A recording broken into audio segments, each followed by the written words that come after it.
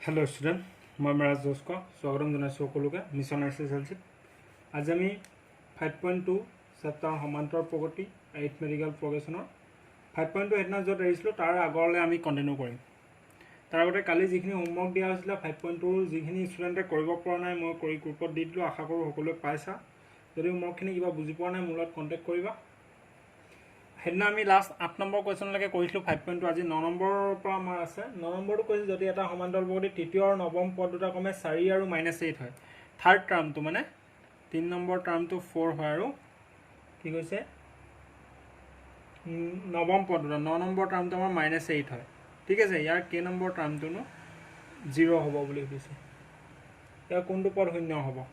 आगर अंककटा निना तीनटा पद आछे बुली धरि इक्वेशन बनाय लबा ताते ए मान उलियाय लबा ए इजुकेल जोंतो इक्वेशन 1 हबो तनेके करिबा एटुक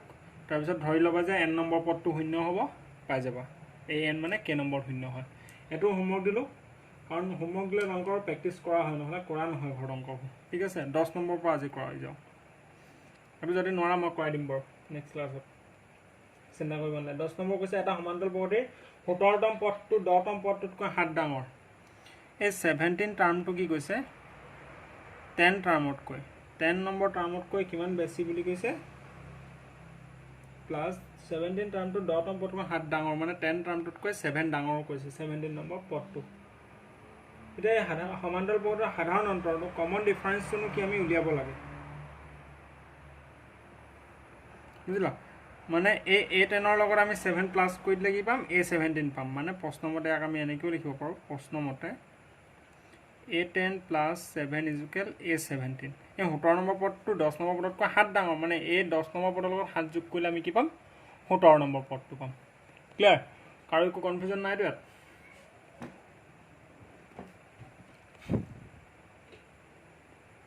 এতিয়া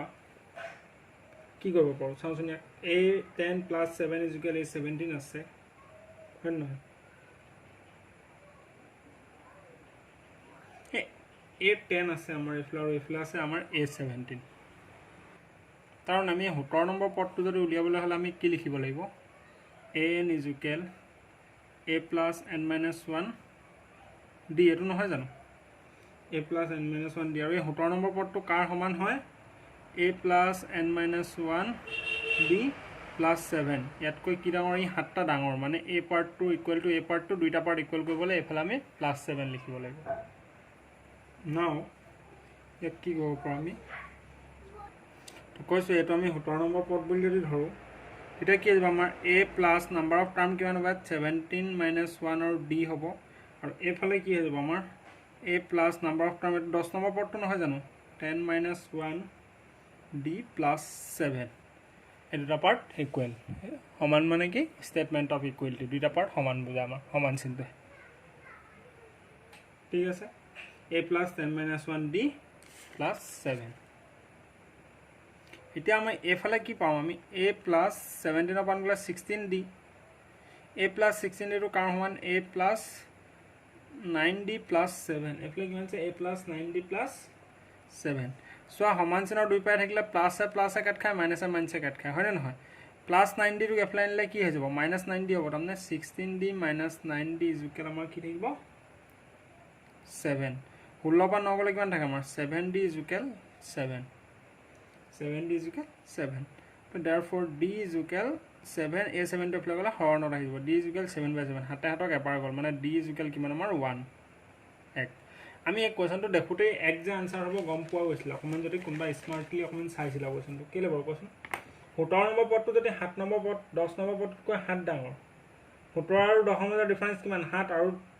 পদ দুটাৰ মাজৰ ডিফাৰেন্স কিমান 7 হয় না নহয় 10 পৰা 17 লে 7 ঘৰ আছে আৰু হেতৰ ডিফাৰেন্সটো কিমান কৈছে 7 মানে কমন ডিফাৰেন্সটো একে থাকিব লাগিব তেতিয়া 7 ঘৰ যাওতে 7 ডিফাৰেন্স ওলাব 2 থাকিলে 14 ওলালে বুজি পালা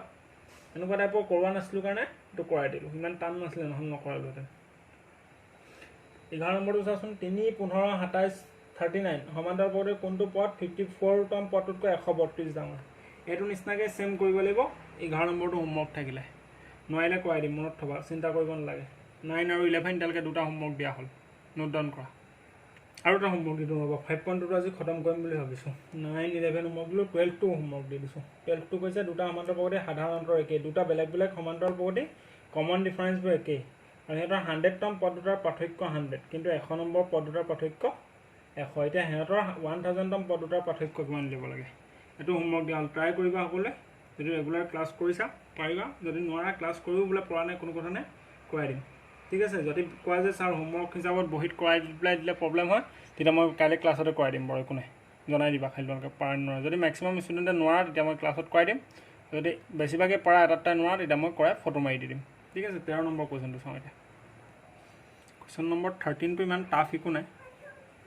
জাষ্ট বুজিলেই হ'ল কিমানটা 3 অংকযুক্ত সংখ্যা 7ৰে বিভাজ্য 3 অংকযুক্ত সংখ্যা কিমানটা 7ৰে বিভাজ্য 7 এ কিমানটাক ডিভাইড হয় তাই প্ৰথম জানিব লাগিব যে 3ৰে বিভাজ্য হোৱা মানে পাৰ যোৱা হা বিভাজ্য হোৱা সৰি 7ৰে বিভাজ্য হোৱা কি কৈছে কিমানটা 3 অংকযুক্ত সংখ্যা 7ৰে বিভাজ্য হোৱা 3 অংকযুক্ত সংখ্যা তো সংখ্যা আমাৰ তিনিটা অংকৰ সংখ্যাবোৰ ক'ৰ পৰা আৰম্ভ হয় আমাৰ ষ্টাৰ্ট হয় 100ৰ পৰা হয় নে নহয় আৰু 999ত খতম হয় 1000 হ'লেতো আমাৰ 4টা অংক হৈ যায় কিন্তু 100টো 7ৰে যাব জানো চোৱাচোন আমি যদি চাওঁ 7 × 7 3 0 30 7 4 × 28 2 বাকী থাকিলে হয় নে নহয় 100টো ইহৰণ নাযায় তো এই 2 লগত আৰু কিমান হ'লে 7ৰে যাবগৈ আৰু যদি আৰু 5 এটা বহাই দিওঁ কি হ'ব 7ৰে হৰণ যাবগৈ মানে 100টোক নাযায় 100 পৰা 5 বহাই দিলোঁ নে 105ৰ পৰা 7ৰে হৰণ যাব তিনিটা অংকৰ আটাইতকৈ সৰু সংখ্যাটো হৈছে 105 যিটো 7ৰে হৰণ যায় আৰু 105ৰ পৰা গৈ কি হ'ব আকৌ নেক্সটটো কিমান হ'ব আমাৰ 112 হ'ব 7ৰে হৰণ গ'লে হয় নে নহয় 119 হ'ব এনেকৈ গৈ 999টোক আকৌ যায় নি আমি চেক কৰিম 999টোক 7ৰে 7 × 7 2 × 29 7 4 × 28 1 × 19 7 2 × 14 কিমান বাকী থাকিলে আমাৰ 5 বাকী থাকিলে ঠিক আছে এতিয়া চোৱা এতিয়া 5 হ'ল আৰু 2 এটা হ'লে 7ৰে গুচি গ'লেন কিন্তু 2 এটা 999 আমি বহাব নোৱাৰোঁ বহাই দিলে এইটো কি যাব 4টা অংকৰ সংখ্যা হৈ যাব 1001 হৈ যাব সেইকাৰণে এবাৰ আমি ইয়াত 999ৰ পৰা 5 এটা কমাই দিম 999ৰ পৰা 5 যদি কমাই দিওঁ আমি 499 মানে টাৰ্মটো ক'লৈকে যাব 994 লৈকে যাব 7ৰে হৰণ হোৱা 105ৰ পৰা ষ্টাৰ্ট হ'ব আৰু 994ত খতম হ'ব ঠিক আছে ইয়াত এতিয়া a ইকুৱেল আমাৰ 105 d ইকুৱেল 7 কমন ডিফাৰেঞ্চ কিমান 7 যেটো 7 কে গৈ আছে আৰু a n লাষ্টৰ টাৰ্মটো আমি পালো 994 কিবা টাৰ্ম আছে নি এটা n টো লাগে নাম্বাৰ অফ টাৰ্ম কিমান লাগে আমাক ঠিক আছে এটা বহুত ইজি ক্লাস ফৰ্মুলাত আমি পুট কৰি দিম ওলাই যাব a n ইকুৱেল এই ফৰ্মেটটো বনোৱাটো অকমান টান আছে তোমালোকক কিবা 5ৰে বিভাজ্য তিনিটা অংকৰ সংখ্যা দি দিব পাৰে 6ৰে বিভাজ্য দিব পাৰে বুজিলা নহয় কেনেকৈ বনাবা 100ৰ পৰা আমাৰ আৰম্ভ হয় 7ৰ তিনিটা অংকৰ সংখ্যা কিন্তু 100টো হৰণ নাযায় আৰু 5 এটা 2 এটা আমাৰ বেছি হয় 2 কমাই দিলেটো কি হৈ যাব 100 পৰা 2 কমাইলে দুটা ডিজিট হৈ যাব কিন্তু আমি 5 বহাই দিলে কি হ'ব 7ৰে হৰণ যাবগে কিন্তু 999 কৰোতে 5 পালো আমি হয় না নহয় আৰু 2 এটা বহাব নোৱাৰো 4টা অংকৰ সংখ্যা যাব কিন্তু আমি 5 কমাই পেলাই 3টা অংকৰ সংখ্যাতে ৰাখি দিলো এতিয়া an = a + n - 1 whole into d এই কিমান আমাৰ an কিমান আছে 994 কলকে গৈছে 994 লৈকে গৈছে a কিমান আছে আমাৰ 105 প্লাস n টো নাজানো আমি n - 1 d টো জানো আমি কিমান 7 কে d7 994 minus 105 is equal কি আছে আমাৰ n - 1 আৰু 7 994 পৰা 105 গলে আমাৰ কিমান থাকে 889 থাকিব 14 পৰা 5 গলে 9 হয় ন 18 শূন্য গলে 8 9 পাই গলে 8 7টো এফালে পূৰণ হৈ আছে এফালে আহিলে আমাৰ হৰণ হ'ব ইকুৱেল n - 1 7ৰে যদি আমি 889ক কাটো কিমান বাৰ যাব আমাৰ চেক কৰিম আমি 889ক যদি 7ৰে কাটো 7 × 7 18 7 × 14 4 × 49 7 7 × 49 মানে আমাৰ 127 ইকুৱেল n - 1 7ৰে কেইবাৰ গ'ল 127 সৰি 129 127 therefore 127 - 1 এফালে +1 ইকুৱেল n মানে n ইকুৱেল আমাৰ 120 127 লগত এক যোগ কৰি কিমান হ'ব 128 এটা সুধিছিলে কি কিমানটা 3 অংকযুক্ত সংখ্যা 7ৰে বিভাজ্য 128টা 3 অংকযুক্ত সংখ্যা 7ৰে বিভাজ্য এইটো কুৱেশ্যন ইয়াত খতম হ'ল আকৌ দিম ইয়াৰ পাছৰটো চাগে হোমৱৰ্ক আজি অকণ স্পীড যাম কৈছোঁ এতিয়া আমাৰ 14টো চোৱা 14টো ইজি হয় 14টো কি কৈছে 10 আৰু 250ৰ মাজৰ 10 আৰু 250ৰ মাজৰ 4 গুণিতক কিমান আছে 10টোক 4 নাযায় হয় নহয় কাক যাব 4 প্ৰথম 10 আৰু 250ৰ মাজৰ প্ৰথম 12 পৰা ষ্টাৰ্ট হ'ব 12 16 20 এনেকৈ যাব গতিকে 250টোক যাব জানো 4 চাওঁচোন 4 গুণ 24 4 দুগুণ 8 2 বাকী থাকিলে মানে 250 নাযায় 248ক যাব এই টাৰ্মটো লাষ্ট ক'ত থাকিব 248 কাৰণ এটাৰ বিটুইন বুলি কৈছে 10 and 250 মাজৰ টাৰ্মটো ষ্টাৰ্ট হ'ব আমাৰ 12 পৰা শেষ হ'ব 248ত এটা নাম্বাৰ অফ টাৰ্ম n টো উলিয়াব লাগে a = 12 an = 248 ডিফাৰেন্স = 4 ওলাই আছে হয় নে নহয় নাম্বাৰ অফ টাৰ্মটো উলিয়াব লাগে এইটো হোমৱৰ্ক থাকিলে 15 নম্বৰটো কি কৈছে ইয়াত কৈছে যে 15 নম্বৰ n ৰ কি মানৰ বাবে 63 65 67 দুটা টাৰ্ম দিছে এটা দিছে 63 65 আৰু 67 এটা এটা টাৰ্ম হয় আমাৰ আৰু এটা 3 10 17 3 10 17 তো এই সমান্তৰাল প্ৰকৃতিৰ nতম পদ দুটা সমান হ'ব বুলি কৈছে n ৰ ভ্যালুটো কিমান হ'ব লাগিব মানে বুজিছা মানে এটো সোৱাত 63 65 67 এনেকৈ গৈছে এটা 3 10 17 এনেকৈ গৈছে হয় না নহয় তো এনেকৈ গৈ থাকোতে কে নম্বৰ টাৰ্মত দুইটাৰ ভ্যালুটো একেই হ'ব মানে কোনবা এটা টাৰ্মত সাপোজ ই যদি 100 হয় ইউ 100 হ'ব ই 200 হলে ইউ 200 হ'ব মানে হে নাম্বাৰ অফ টাৰ্ম কে নম্বৰ টাৰ্মটোত না এটা দুটাৰ মানটো একেই হ'ব বুলি সুধিছে ঠিক আছে এটো কৈছে কোৱেশ্চনটো তো প্ৰথম পদটোত এটা সলিউশন কৰিম ইয়াক প্ৰথম সমান্তৰ প্ৰগতিত a = আমাৰ 63 ফাৰ্ষ্টটোত d = কিমান 2 কে গৈ আছে দেখাই d = 2 হয় নহয় an টো নাজানো আমি ঠিক আছে তো an টো নাজানো আমি ইয়াত now an = a plus n minus 1 whole into d a plus n minus 1 whole into d তো an = কি হ'ব আমাৰ a কিমান হৈছে আমাৰ ফাৰ্স্ট টাৰ্মটো 63 plus n minus 1 আৰু d কিমান 2 কে আছে ইয়াক আমি ইমান দখতে ৰাখো এটা নেক্সট আমি কি কৰো দ্বিতীয় প্ৰগতিটো দ্বিতীয় সমান্তৰ প্ৰগতিটো ঠিক আছে a = নেক্সট আছে আমাৰ 3 d = 7 3 10 17 d = 7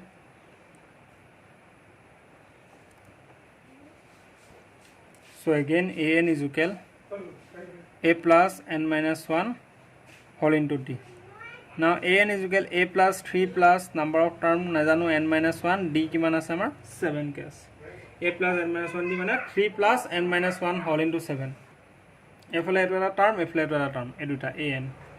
প্রশ্ন মতে কি কৈছে কোনবা এটাত মানে প্রশ্ন মতে ইউ 100 হলে ইউ 100 হ'ব ইউ 200 হলে ইউ 200 হ'ব ইউ 300 হলে ইউ 300 হ'ব তো কে নম্বৰ টাৰ্মত মানে n ৰ ভ্যালুটো কি হ'ব লাগিব মানে কে নম্বৰ টাৰ্মত মানে এই দুইটা পদ কি হ'ব আমাৰ সেম হৈ যাব মানে প্ৰশ্ন মতে an = an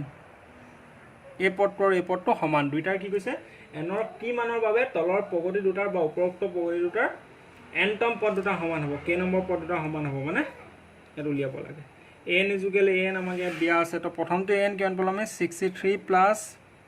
n minus 1 whole into 2 = এফালে an কিমান পালো 3 plus n minus 1 whole into 7 these are the two part and these two part are equal as per question ঠিক আছে এই পার্ট দুটা সমান হয় কিহৰ মতে প্ৰশ্ন মতে আমাৰ এই পাৰ্ট দুটা সমান হয় now ইয়াক আমি অলপ এটা সলভ কৰি পেলাও 63 plus 2 into n কৰিলে আমাৰ কি হ'ব আমাৰ 2n minus 2 into 1 কৰিলে 2 = 3 plus 7n কৰিলে 7n minus 7 1 जा 7 again 63 minus 2 और minus 7 और एफलाइन ले की हो जाओ हमार सॉरी और 3 আছে plus 3 to एफलाइन ले minus 3 और minus 7 एफलाइन ले plus 7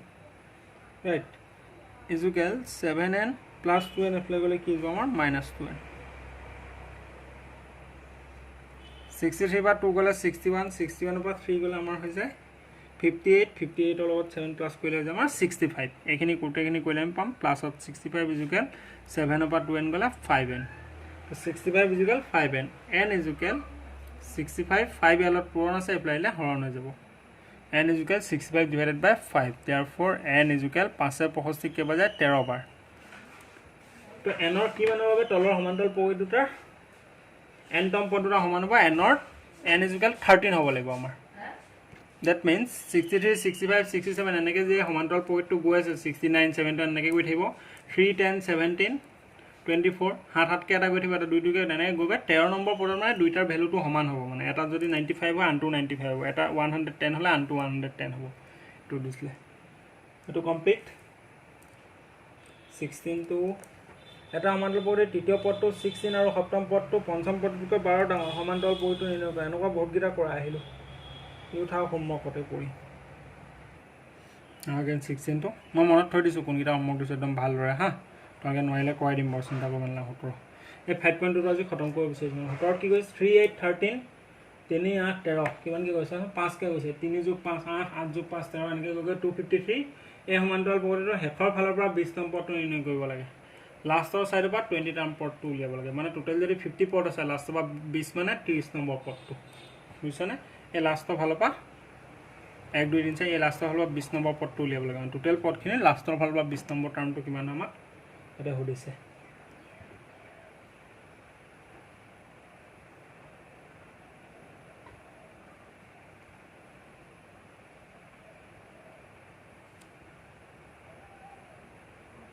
আচ্ছা হেখৰ ফালৰ পৰা 20 নং পদ হেখৰ ফালৰ পৰা 20 নং পদ ল আমাৰ একো ফৰ্মুলা নাই হয় না কিন্তু ফাৰ্ষ্টৰ ফালৰ পৰা 20 নম্বৰ পদ কল আমি উলিয়াব পাৰিম a22 হয় নহয় a20 equal a + n - 1 whole into d formula তো হেখৰ ফালৰ পৰা 20 নম্বৰ পদটো সমান কি হয়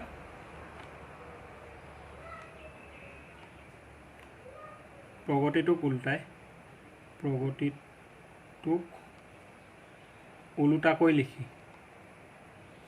উলটাকৈ লিখি প্ৰথমৰ পৰা 20 নম্বৰ পদ 20 নং পদ এটো মই এটা এক্সাম্পল হাত বুজাইছো সাপোজ 2 4 6 8 10 12 এনেকুৱা এটা টাৰ্ম গৈ আছে তো লাষ্টৰ পৰা 2 নম্বৰ পদ হৈছে এনেকৈ ঘূৰি নাহি ইয়াক যদি উল্টাই দিওঁ 12 10 8 6 4 2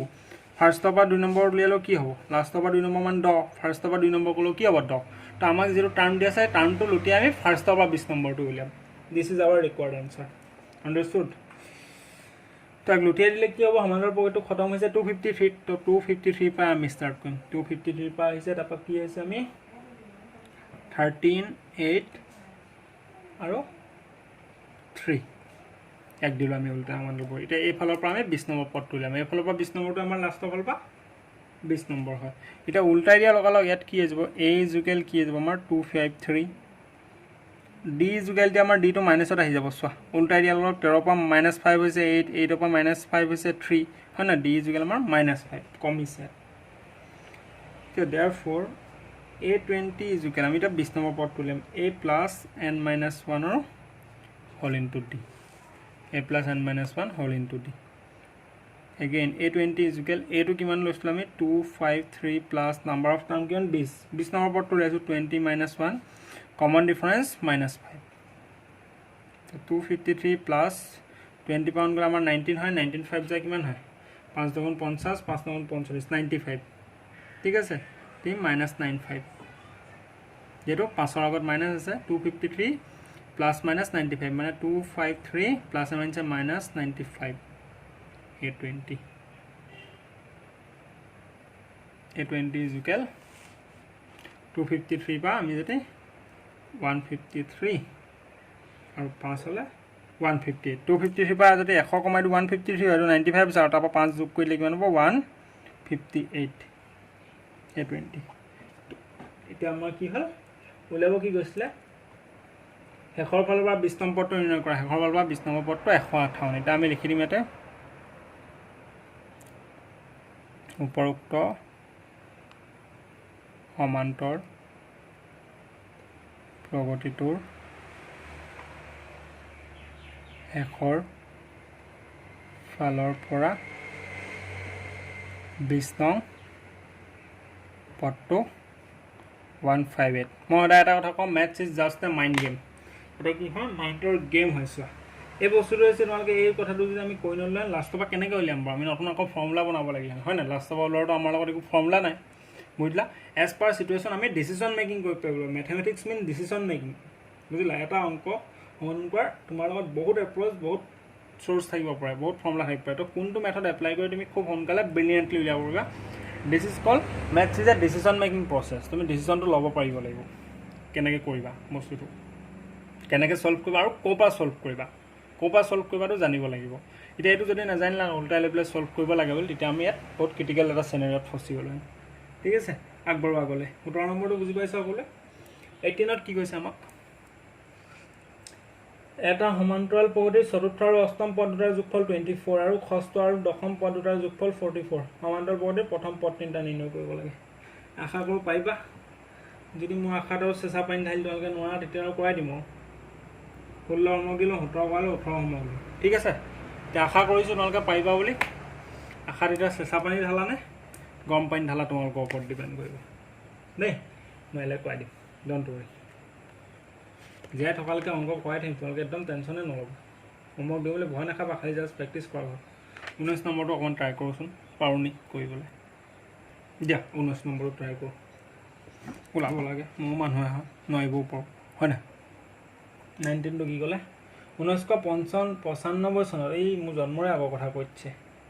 চন্দনাই 5,000 টকা বছৰেকীয়া দৰমহাত চাকৰি আৰম্ভ কৰিলে ইয়াৰলি 5,000কৈ বছৰেকীয়া দৰমহাত চাকৰি আৰম্ভ কৰিলে আৰু প্ৰতি বছৰে 200 টকাকৈ বৃদ্ধি লাভ কৰিলে এতিয়া কোনটো ইয়েৰত তেওঁৰ দৰমহা 7,000 টকা হ'ব মানে ষ্টাৰ্টিং চেলাৰী অকণ ইংলিছত লিখোঁ আছামিজ আখৰবোৰ লিখি ভাল নালাগে ষ্টাৰ্টিং চেলাৰী বা তোমালোকে আৰম্ভণি দৰমহা বুলি লিখিবা বুজি পাইছে নহয় ইমানখিনি ইংলিছটো জানিব লাগিব টেনৰ student starting salary 5,000 annual increment বা বছৰি বৃদ্ধি এনুৱেল ইনক্ৰিমেণ্ট 200কৈ হ'ব তো লেট আফটাৰ দ্য বা ধৰোঁ আমি n বছৰৰ পিছত তেওঁৰ চেলাৰী 7,000 টকা হ'ব কিমান বছৰৰ পিছত নাজানো নহয় ধৰা হ'ল n বছৰৰ পাছত